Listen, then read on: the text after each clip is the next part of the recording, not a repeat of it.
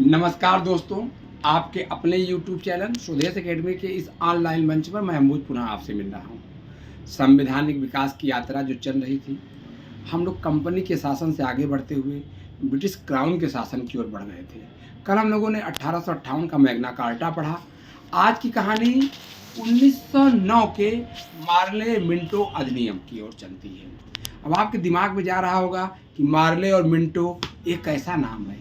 यह एक व्यक्ति नहीं है सर, ये दो व्यक्ति हैं। कितने व्यक्ति हैं? दो व्यक्ति हैं। जो लॉर्ड मार्ले था वो भारत में ब्रिटेन का राज्य सचिव था। मार्ले कौन था?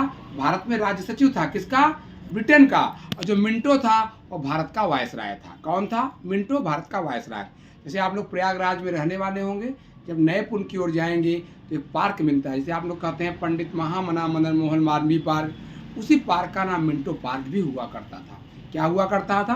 Minto park. उसी के गेट पे लिखा है, मैं तुम्हें ढूंढता था कुंज और वन में, तुम मुझे ढूंढते थे आह और वतन में, आह वन में तुझको यूं ही पुकारता था जब तुम ढूंढते थे मुझको गीत और भजन में। वही मिंटो पार्क है जहाँ पर 1909 का अधिनियम बनाया गया इन दोनों के नाम से। और पहली बार जो वायसराय की सहायता के लिए कार्यकारी परिषद का गठन हुआ था, उसको भारतीयों के लिए खोल दिया गया, यानी भारतीय सदस्यों को नियुक्ति के लिए रास्ते खोले गए। और सत्येंद्र प्रसाद सिन्हा को पहले विधि सदस्य के रूप में इस कार्यकारी परिषद में नामित किया गया। मतलब पहले सत्येंद्र प्रसाद सिन्हा कौन थे? भारतीय सदस्य थे, जिनको अंग्रेजों के इस परिषद में शामिल होने का गौरव मिलता है। तो आप लोग याद रखिएगा, मिंटो के और मार्ले के सुधार के तहत इस सिन्हा जी की नियुक्ति हुई।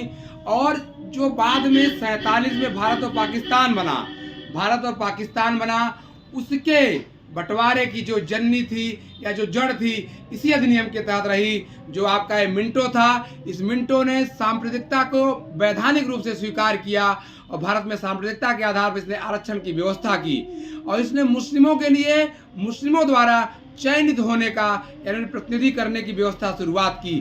भारत में इस अधिनियम को धर्म के आधार पर आरक्षण देने का अधिनियम भी जाना जाता है। यानी मार्ले मिंटो अधिनियम के तहत मुस्लिमों को भारत में प्रतिनिधित्व हासिल करने का मौका दिया गया।